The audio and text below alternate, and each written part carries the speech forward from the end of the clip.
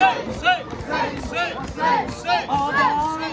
صفی الله، آدم صفی الله، نوح نبی الله، ابراهیم خلیل الله، اسماعیل ذبیح الله، موسی کلیم الله، عیسی روح الله.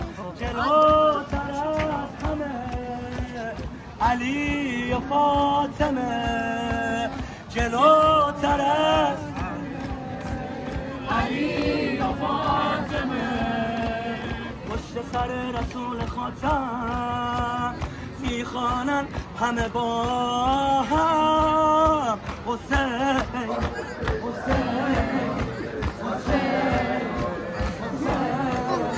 حسین حسین حسین.